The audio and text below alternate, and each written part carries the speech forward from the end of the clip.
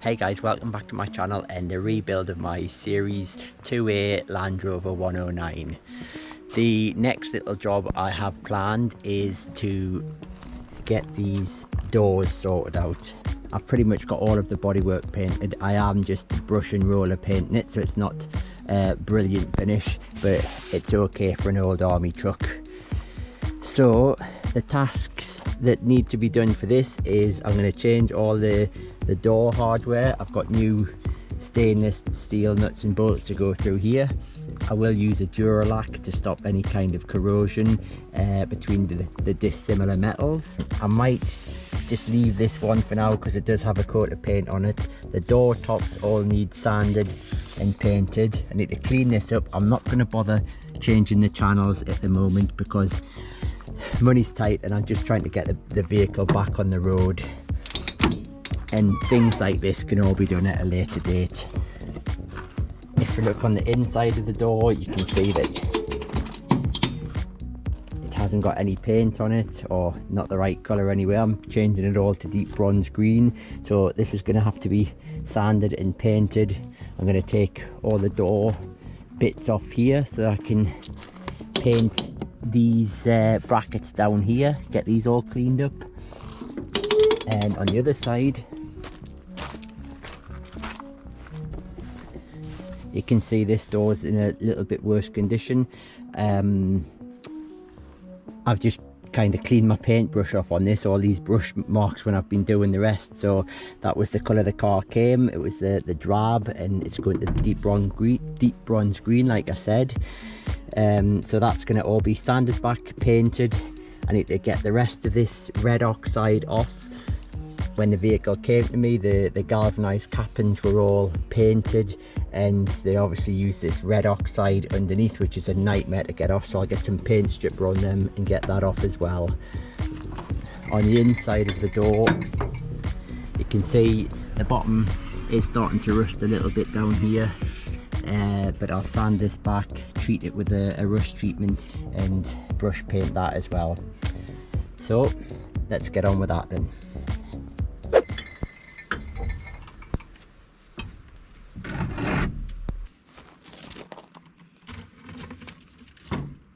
So with the door top off, you can see the galvanised capping better. I have had a good go at this in the past to get the paint in the red oxide off, but there's still quite a bit of residue of it along the front. So I'm going to get my paint stripper painted on and see if we can get this removed first.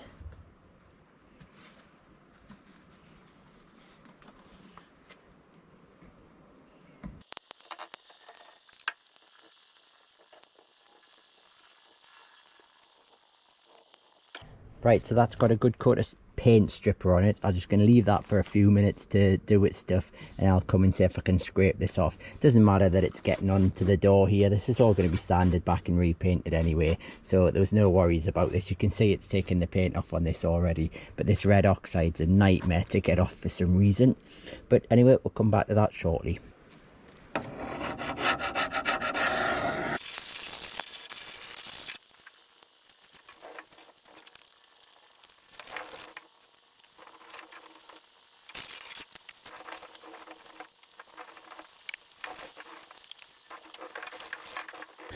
Okay, so that's pretty much as good as I want to get it. You can still see odd bits of red in here, but that's the same all the way along this as well, and I don't mind that too much. It's kind of a bit of patina.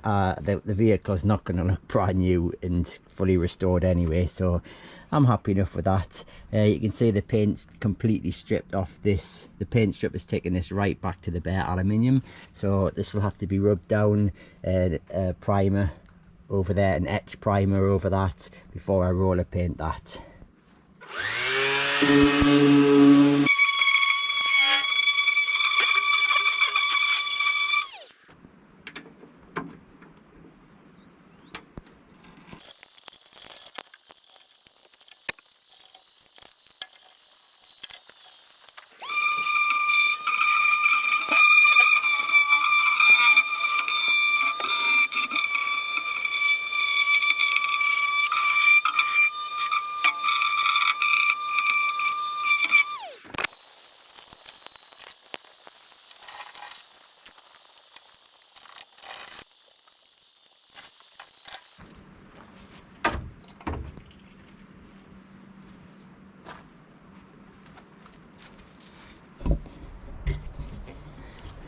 So that's the door completely off.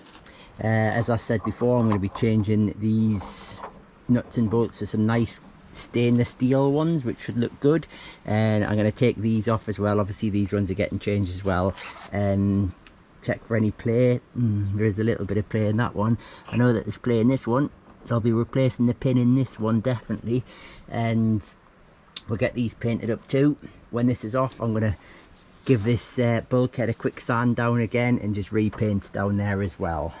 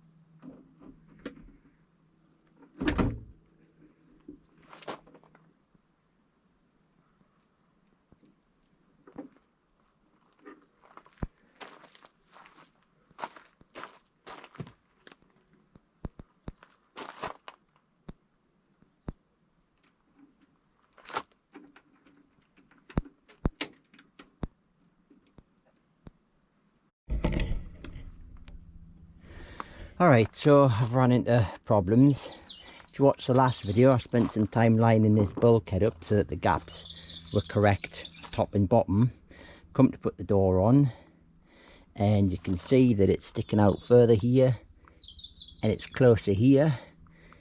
So you would think that that would mean that this has to come this way a little bit, or that go that way. If we come to this side, you can see that it actually needs to not go that way. Needs to come this way a little bit, but that's going to bring it down. So there's a little bit of fiddling to do here. So I put a jack under here to try and lift this side up, get it lined up and tighten it. So you can see it doesn't look too bad on this side. I'm not sure if it could do with coming this way a little bit, but I don't seem to have enough movement in these to come that way. Now when I look at this, the gap there, it gets narrower at the top. So I don't know what's going on there. Could be the door, who knows. The gap is correct between the top of there and the top of there, so I'm not sure. So what I'm going to do is see if the door top will fit, and if that fits and closes like it is now, I'm just going to leave it at that.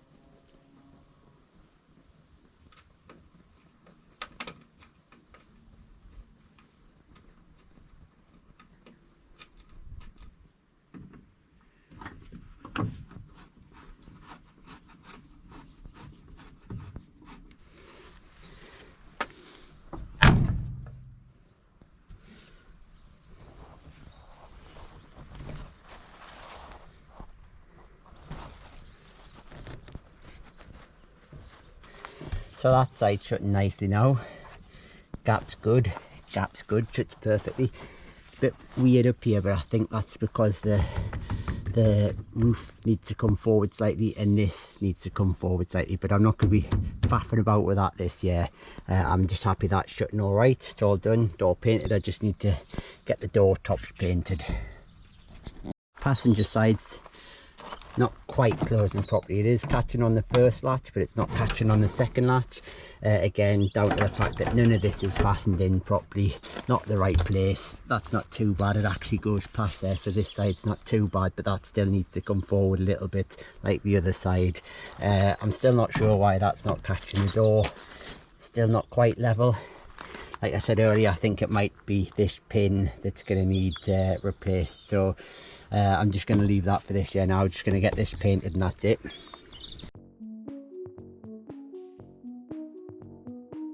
So it's now February and we're in the depths of winter here in the UK, and unfortunately I just didn't get the weather to finish the door tops like I'd hoped to. The paint needs to be at around about 18 to 20 degrees for it to dry properly, and it just never got back to that temperature. And this is one of the problems with trying to work outside, particularly in the north of the UK. You really have to work when you can on the vehicles, and it just so happened I couldn't do it. So it stood like this now all over winter, and it's just gonna stay like this until the weather starts to warm up, but I can start to work on it a little bit more.